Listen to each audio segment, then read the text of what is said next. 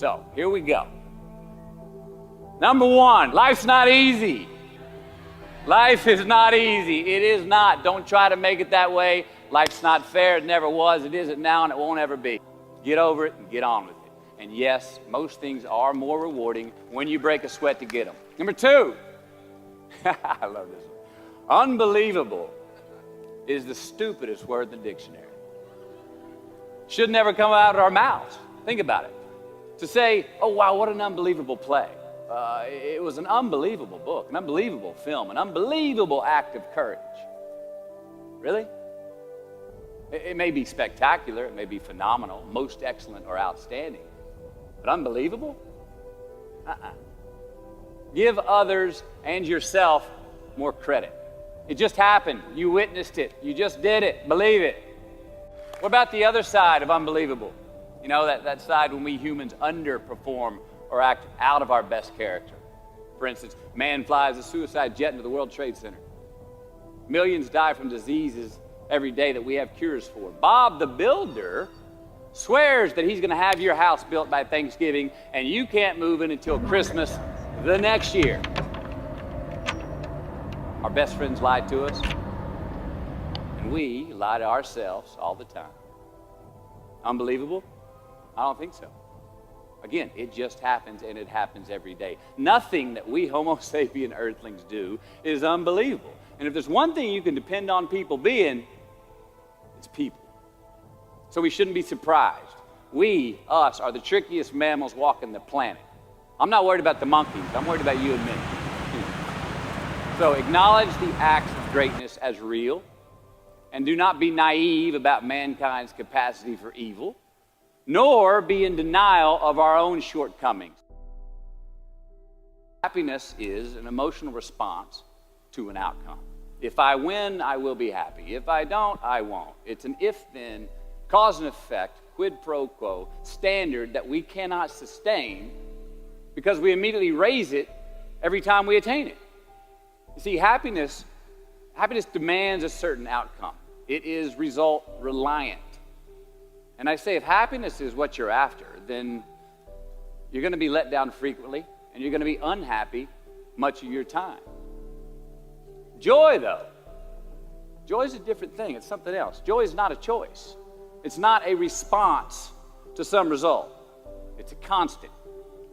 Joy is the feeling that we have from doing what we are fashioned to do, no matter the outcome. Now, personally, as an actor, I started enjoying my work and literally being more happy when I stopped trying to make the daily labor a means to a certain end. For example, I need this film to be a box office success. You know, I need my performance to be acknowledged. I need the respect of my peers. All those are reasonable aspirations, but the truth is, as soon as the work, the daily making of the movie, the doing of the deed became the reward in itself for me, I got more box office, more accolades and respect than I ever had before. See, joy is always in process. It's under construction. It is in constant approach, alive and well in the doing of what we're fashioned to do and enjoying it. Number 4, define success for yourself. Define success for yourself. Now check this out. I'm in south of New Orleans a few years ago, and I went to a voodoo shop. And they had this wooden partition against the wall with these columns. And in these columns were all these vials of these magic potions, right? And the headings above each potion defining what they would give you were things like fertility, health, family, legal help, energy, forgiveness, money. Guess which column was empty? Money. Let's admit it.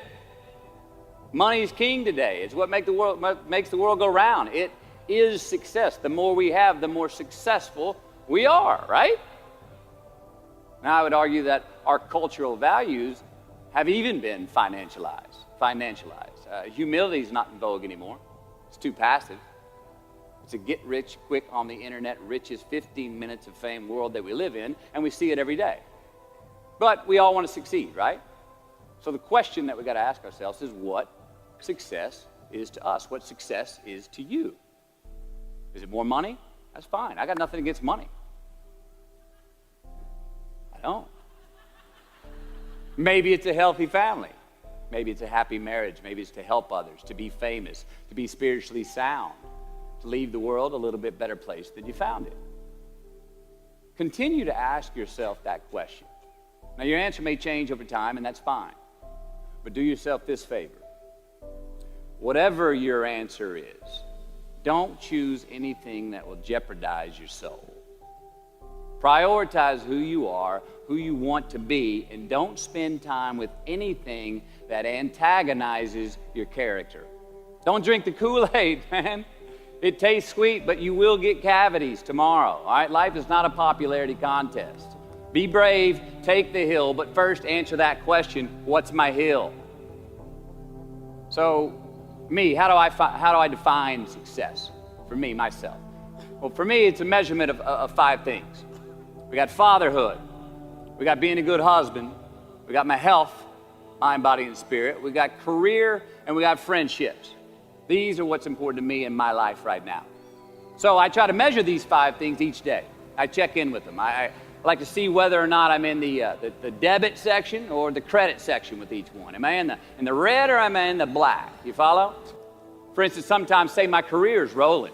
All right, it's way up here in the black, but I see how my relationship with my wife maybe could use a little bit more of my attention. I got to pick up the slack on being a better husband. Get that one out of the red.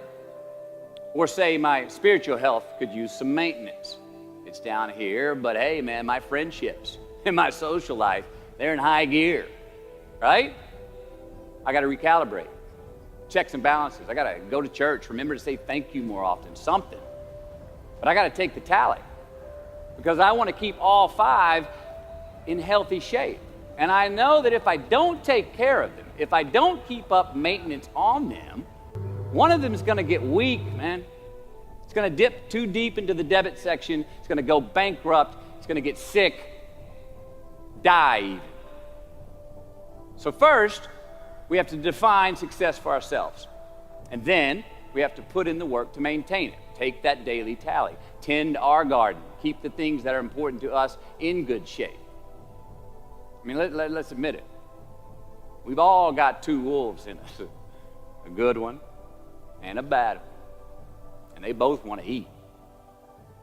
The best I can tell, we just got to feed that good one a little more than the other one. Here we go. Number 5. Process of elimination is the first step to our identity. AKA, where you are not is as important as where you are. All right, 1992, I got my first job as an actor. 3 lines, 3 days work in a film called Dazed and Confused. All right. All right, all right, all right. There we go. So this director of that film, Richard Linklater, he kept inviting me back to set each night, putting me in more scenes, which led to more lines, all of which I happily said yes to. I mean, I'm having a blast. People are telling me I'm good at what I'm doing, and they're writing me a check for $325 a day. I mean, hell yeah, give me more scenes. I love what I'm doing. Well, by the end of the shoot, by the end of the film, those 3 lines had turned into over 3 weeks' work, and it was mine. It was Wooderson's 1970 Chevelle that we went to go get Aerosmith tickets in, man. Yeah, it was badass. Well, a few years ago, I'm watching this film again, and I noticed 2 scenes that I really shouldn't have been in. In one of these scenes, my character Wooderson, I exit screen left to head somewhere, and then I re-enter the screen and to double check if any of the other characters wanted to go with me. Now, in rewatching the film, and you'll agree if you know Wooderson, Wooderson's not a guy who would ever say, later, and then come back to see if you were sure you didn't want to go. Now, when Wooderson leaves, Wooderson is gone. He does not stutter, step, flinch, rewind, ask twice, or solicit. You know what I'm talking about. Wooderson has better things to do, like liking those high school girls, man, because I get older and they stay the same age. My point is, I should not have been in that scene. Shouldn't have come back. Should have exited screen left and never come back. But back then, making my first film, getting invited back to the set, cashing that check, and having a ball, I wanted more screen time. I wanted to be in the scene longer and more and come back into the scene, right? But I shouldn't have been there. Wooderson shouldn't have been there. It is just as important where we are not as it is where we are. Look, the first step that leads to our identity in life is usually not, I know who I am.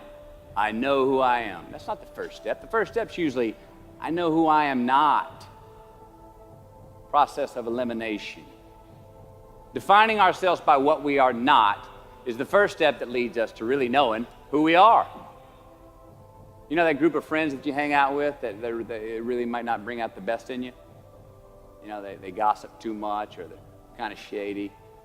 They really aren't going to be there for you in a pinch. Or how about that bar that we keep going to that we always seem to have the worst hangover from? Or that computer screen, right? That computer screen that keeps giving us an excuse not to get out of the house and engage with the world and get some real human interaction. Or how about that food that we keep eating, the stuff that tastes so good going down, it makes us feel like crap the next week, we feel lethargic and we keep putting on weight? Well, those people, those places, those things, stop giving them your time and energy. Just don't go there. I mean, put them down. And when you do this, when you do put them down, when you quit going there, and you quit giving them your time, you inadvertently find yourself spending more time and in more places that are healthy for you, that bring you more joy. Why? Because you just eliminated the who's, the where's, the what's, and the when's that were keeping you from your identity.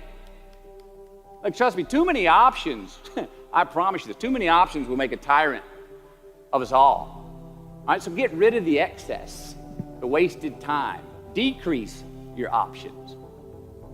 And if you do this, you will have accidentally, almost innocently, put in front of you what is important to you by process of elimination. Knowing who we are is hard. It's hard. So give yourself a break. Eliminate who you are not first, and you're going to find yourself where you need to be. Number 6, don't leave crumbs and the beauty of delayed gratification. So what are crumbs? Well, the crumbs I'm talking about are the choices that we make that make us have to look over our shoulder in the future. You didn't pay that guy back the money that you owed him, and tonight you just saw him 3 rows behind you. Shit. You slept around on your spouse, and you just found out that tomorrow she and the lady you're having an affair with are going to be at the same PTA meeting. Shit again. You drank too much last night. You're too hungover to drive your son to his 8 a.m. Saturday morning baseball practice. These are the crumbs. They come in the form of regret, guilt, and remorse. You leave crumbs today, they will cause you more stress tomorrow. And they disallow you from creating a customized future in which you do not have to look over your shoulder. So let's flip the script. Instead of creating outcomes that take from us, let's create more outcomes that pay us back, fill us up, keep your fire lit, turn you on for the most amount of time in your future. These are the choices I'm talking about. And this is the beauty of delayed gratification. All right, tee yourself up. Do yourself a favor. Make the choices, the purchases today that pay you back tomorrow. Residuals.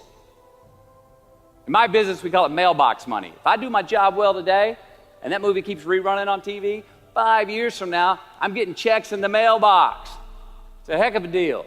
So whether it's prepping the coffee maker the night before, so all you got to do is press the button in the morning, or getting ready for the job interview early so you don't have to cram the night before, or choosing not to hook up with that married woman because you know you're going to feel horrible about it tomorrow, and her husband carries a gun, or paying your debts on time so that when you do see that guy 3 rows back tonight, you don't have to hunker down in your seat hoping that he don't see you.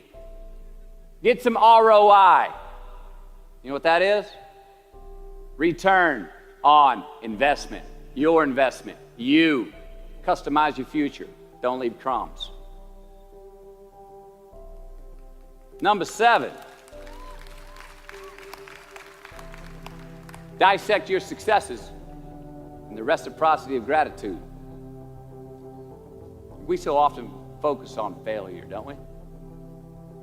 We study failure. We obsess with failure. We dissect failure and our failures. We dissect them so much we end up intoxicated with them to the point of disillusion. I mean, when do we write in our diary? Usually when we're depressed. What do we gossip about? Other people's flaws and limitations. I mean, we can dissect ourselves into self-loathing if we're not careful. I find that most of the times our obsession with what is wrong just ends up breeding more wrong, more failure. And the easiest way to dissect success is through gratitude. Giving thanks for that which we do have, for what is working. Appreciating the simple things we sometimes take for granted. We give thanks for these things, and that gratitude reciprocates, creating more to be thankful for. It's really simple, and it works. Now, I'm not saying be in denial of your failures. No, we can learn from them too, but only if we look at them constructively, as a means to reveal what we are good at, what we can get better at, what we do succeed at. Now, personally, I've read a whole lot of my bad reviews. All right? I've had quite a few. Written by the more talented critics, they are the ones who give constructive bad reviews. They reveal to me what did translate in my work, what came across, what was seen, or what wasn't. Now, I don't obsess on the unfavorable aspect of their review, but I do seek what I can learn from it. Because their displeasure actually uncovers and makes more apparent what I do well, what I am successful at, and then I dissect that. All right, life's a verb. We try our best, we don't always do our best. Well, architecture is a verb as well. Yes, it is. And since we are the architects of our own lives, let's study the habits, the practices, the routines that we have that lead to and feed our success, our joy, our honest pain, our laughter, our earned tears. Let's dissect that and give thanks for those things. And when we do that, guess what happens? We get better at them, and we have more to dissect. Number 8, make voluntary obligations. All right, mom and dad, since we were young, they teach us things as children. Teachers, mentors, the government, and on laws, they all give us guidelines for which to navigate this life. Rules to abide by in the name of accountability. I'm not talking about those obligations.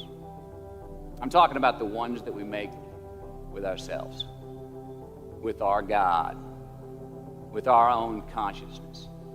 I'm talking about the you versus you obligations. We have to have them. Now, again, these are not societal laws and expectations that we acknowledge and endow for anyone other than ourselves. These are faith-based obligations that we make on our own. These are not the lowered insurance rates for a good driving record. You will not be fined or put in jail if you do not gratify these obligations I speak of. No one else governs these but you. They are your secrets with yourself, your own private counsel, personal protocols. And while nobody throws you a party when you abide by them, no one's going to arrest you when you break them either, except yourself. Or some cops who got a disturbing the peace call at 2:30 in the morning because you were playing bongos in your birthday suit. That was me. An honest man's pillow is his peace of mind. And when you lay down on that pillow at night, no matter who's in your bed, we all sleep alone. These are your personal Jiminy Crickets. And there are not enough cops in the entire world to police them. It's on you. It's on you. Number 9, from can to want. All right, check this out. In 1995, I got my first big paycheck as an actor. I think it was $150,000. The film was almost Boys on the Side, and we were shooting in Tucson, Arizona. And I had this sweet little adobe guest house on the edge of the Saguaro National Park. The house came with a maid, my first maid. It was awesome.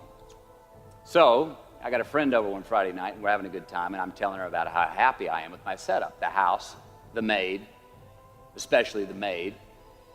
I'm telling her, look, this lady, she cleans the place up after I go to work. She washes my clothes, the dishes, puts fresh water by my bed, leaves me cooked meals sometimes. Look, she even presses my jeans.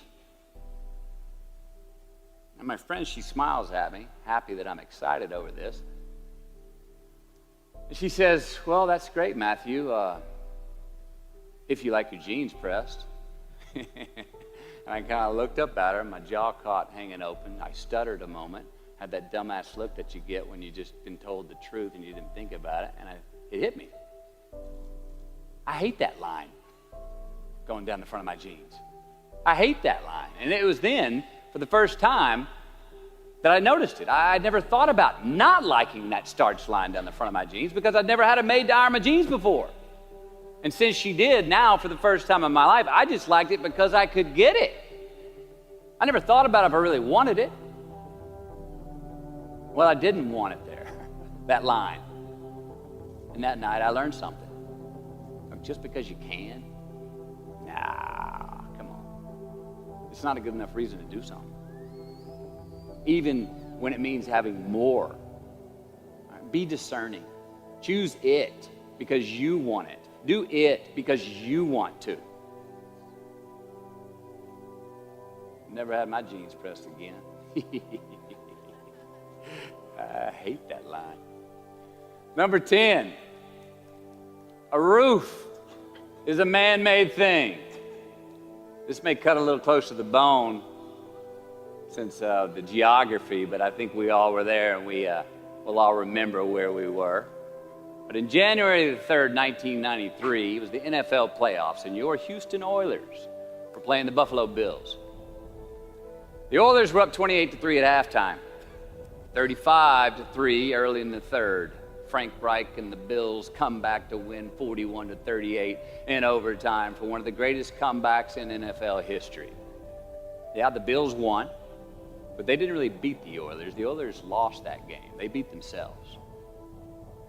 Y'all remember that, huh? Why?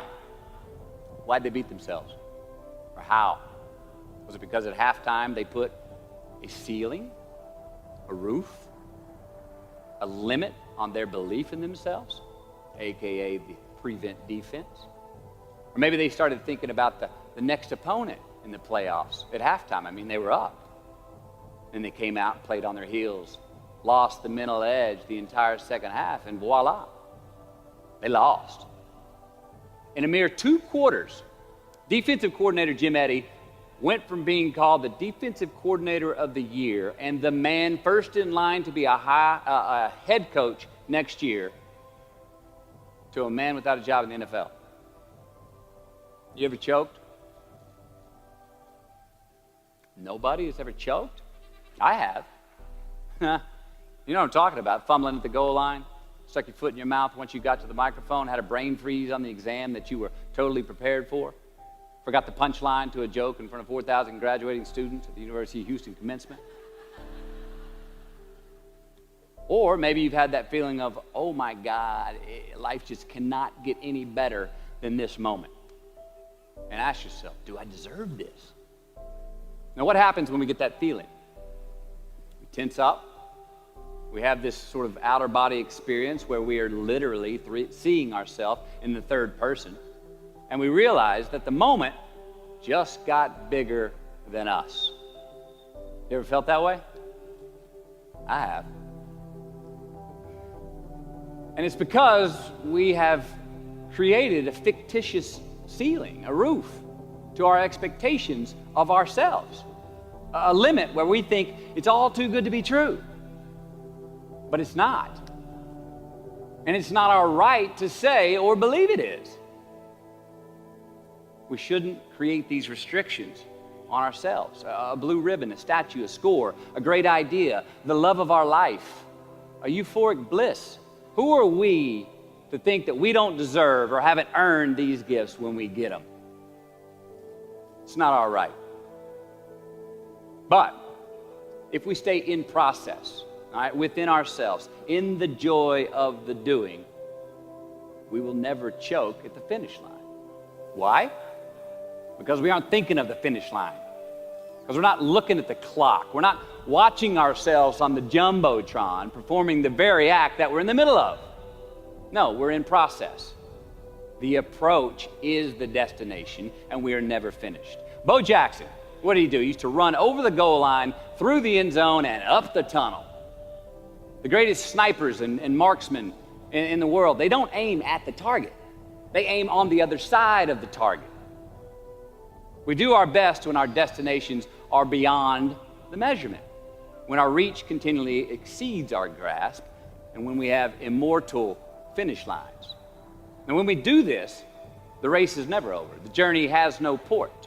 The adventure never ends because we are always on the way. So do this, and let somebody else come up and tap you on the shoulder and say, hey, you scored. Let them run up and tap you on the shoulder and say, man, you won. Let them come tell you, you can go home now.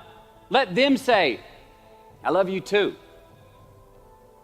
Let them say, thank you.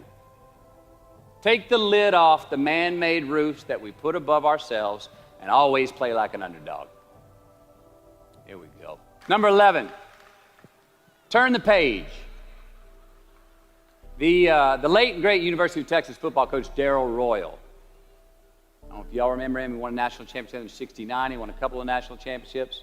You know Darrell Royal? He was a friend of mine and a good friend of many people. Now, a lot of people looked up to this man. One of the people who looked up to him was a musician named Larry. Now, at this time in his life, Larry was in the prime of his country music career. He had #1 hits, and his life was rolling. He had picked up a bad habit of snorting the white stuff somewhere along the line, and at one particular party, after a bathroom break, Larry went confidently up to his mentor, Darrell, and he started telling him a story. Coach Royal listened, as he always had, and when Larry finished his story and was about to walk away, Coach Royal put a gentle hand on his shoulder, and he very discreetly said, hey, Larry, you got something on your nose there, bud. Well, Larry immediately hurried to the bathroom mirror where he saw some of the white powder that he hadn't cleaned off his nose. He was ashamed. He was embarrassed, as much because he felt so disrespectful to Coach Royal, and as much because he'd obviously gotten too comfortable with the drug to even hide it as well as he should. Well, the next day, Larry went to Coach's house. He rang the doorbell. Coach answered, and he said, Coach, I need to talk to you. Darrell said, sure, come on in. Larry confessed. He purged his sins to Coach. He told him how embarrassed he was and how he had lost his way in the midst of all this fame and fortune. And towards the end of an hour, Larry, who was in tears, he asked Coach, he said, Coach, what do you think I should do? And Coach, being a man of few words, just looked at him and calmly said, Larry, I have never had any trouble turning the page in the book of my life. Larry got sober that day, and he's been sober for the last 40 years. You ever get in a rut?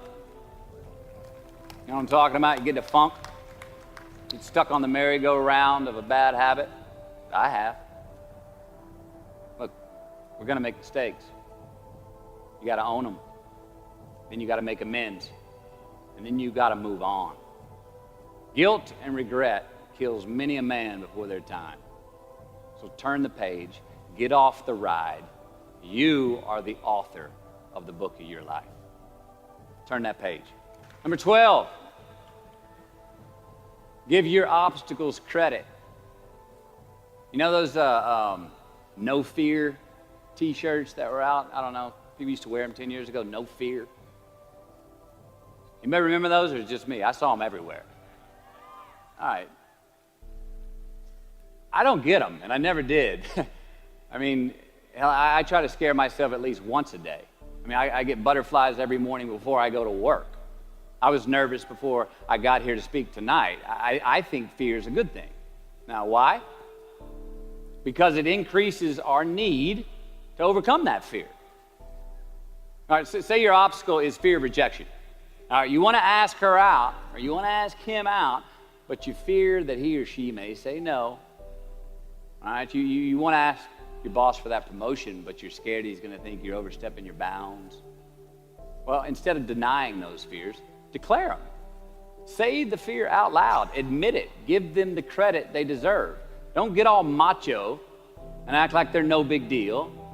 And don't get paralyzed by denying that they exist and therefore abandoning your need to overcome them. I mean, I'd even subscribe to the belief that we're all destined to have to do the thing that we fear the most anyway, at some point. So give your obstacles credit, and you will, one, find the courage to overcome them, or you will, two, see more clearly that they're not really worth prevailing over. So be brave, have courage, and when you do, you get stronger, you get more aware, you get more respectful of yourself and that which you fear. Number 13. So how do we know when we cross the truth? 13. Someone was asking, why did I pick 13? That's an unlucky number. Well, I don't know when 13 got the bad rap and became the mongrel of numerology. It's never done me wrong, 13. In fact, 13 has been a pretty lucky number for me, and I want to tell you how. I've always taken these 21-day trips by myself to far-off places where I usually don't know the language and nobody knows my name. They're adventures, one, but they're also a purge. All right, they're a cleanse for me. They're like a 21-day fast from attention, from all the things I have in my well-appointed life. They're a check out so I can check in with me, see how I'm doing, be forced to be my own and my only company, to have a look in my mirror. And we all know what can happen when we do that. Sometimes we do not like what we see.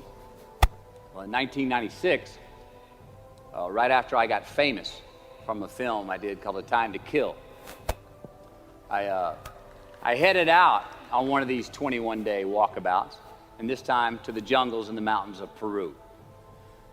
The sudden fame that I just gotten was somewhat unbalancing. My face was everywhere. Everyone wanted a piece of me. People I'd never met were swearing that they loved me. Everywhere I went, there I was on a billboard, a magazine cover. It was just weird overall. You know, I was asking myself, what's the reality in this and what's the bullshit? Did I deserve all this? These were all questions I was asking myself. Well, who was I was another. Now, there's always an initiation period with these trips, an amount of time that it takes for the place to initiate the traveler, the time it takes to disconnect from the world we just left and become completely present in the one we are traveling in. Now, for me, that initiation period usually lasts about 13 days. 13 hellish days until I am out of my own way. Well, it was the night of the 12th day of my 21-day trip. I'm settling into camp. I'd already hiked 80 miles to this point, and I had a 3-day trek ahead of me to Machu Picchu. And I was full-on sick of myself, wrestling with the loss of my anonymity. I was guilt-ridden for sins of my past. I had a lot of regret. I was lonely, disgusted with my company, mine, grappling with these demons on this night. I couldn't sleep. All of these badges and banners and expectations and anxieties that I was carrying with me, I needed to free myself from them. So I stripped down to nothing. I took every moniker that gave me pride and confidence, all the window dressings, the packaging around the product. I discarded them all. I got rid of my lucky and faithful American cap. I stripped off all my talismans from adventures past. I even discarded my late father's gold ring with an M on it that he gave to me. And it was a meltdown of he and my mom's class rings and gold from my mom's teeth. I even got rid of that. I was naked, literally and figuratively. And I got sick. I felt clean. I felt free and light. Along a muddy path on this walk, I turned a corner. And there in the middle of the road was this mirage, this magnificent pinks and blues and red colors that I'd ever seen. It was electric, glowing and vibrant, just hovering just off the surface of the jungle floor as if it was plugged into some neon power plant. I stopped, I stared. There was no way around it. The jungle floor in front of me was actually thousands of butterflies there in my path. It was spectacular. So I stayed a while. And somewhere in my captivation, I heard this little voice inside my head say these words. All I want is what I can see. And all I can see is what's in front of me. Now, at that moment, trip, I had stopped anticipating what was around the corner. For the first time, I stopped thinking about what was coming up next, what was up ahead. Time slowed down. I was no longer in a rush to get anywhere, and my anxieties were greatly eased. A few hours later, I returned to camp. Even the local Sherpas I was traveling with, they noticed calling out to me, "Sois luz, Mateo, sois luz," which means you are light in Spanish. See, I forgave myself that morning. I let go of the guilt. The weight that was on my shoulders was lifted. My penance was paid, and I got back in good graces with my God, and I shook hands with myself, my best friend, the one that we're all stuck with anyway, ourselves. And from that morning on, the adventure was awesome. I was present. I was out of my own way. I was not anticipating next. I was embracing only what was in front of my eyes and giving everything the justice that it deserved. You see, I crossed the truth that morning. Now, did I find it? I don't know. I think it found me. Why? Because I put myself in a place to be found. I put myself in a place to receive the truth. So how do we know when we cross the truth? Well, I think the truth's all around us all the time. I mean, I think the answer, is always right there. I think it's all around us. We just don't always see it. We don't always grasp it, hear it, access it. Usually because we're not in the right place to do so. So what do? First, I believe we've got to put ourselves in the place to receive the truth. Let's admit it. We live in an extremely noisy world with all kinds of frequencies coming at us. We got commitments, we got deadlines, fix this, do that, plans, expectations, and they all make it hard to get clarity and peace of mind. So we have to consciously put ourselves in places to receive that clarity. Now that may be prayer, that may be meditation, that may be a walkabout, that may be being in the right company, a road trip, whatever it is for you, schedule that time. Schedule it. So, if we do that, if we hear it, if we put ourselves in a place to hear it, and we do, and it's become clear, truth, natural, and infinite, then the second part comes, which is to personalize it. Ask yourself how it works for you, how it applies to you personally, why you need it in your life specifically. And if you do that, then comes the third part. Have the patience to internalize it and get it from our intellectual head, thinking about it, and into our bones and our soul and our instinct. Now, we cannot rush this part. It does take time. So if we get that far, we've received it, we personalized it, and we've internalized it. Got to have the courage to act on it, to actually take it into our daily lives and practice it, to make it an active part of who we are and live it. We can do that. All right, if we can do that, then we have what I believe is heaven right here on earth. And that's the place where what we want is also just what we need. I mean, that's the ticket, isn't it? Think about it. I know that's where I want to live. While we're here, and they're going to run across the Jumbotron, let's make it a place where we break a sweat, where we believe, where we enjoy the process of succeeding in the places and ways that we are fashioned to, where we don't have to look over our shoulder because we're too busy doing what we're good at, voluntarily keeping our own counsel because we want to, traveling towards immortal finish lines. We write our own book, overcoming our fears. We make friends with ourselves. And that is the place that I'm talking about.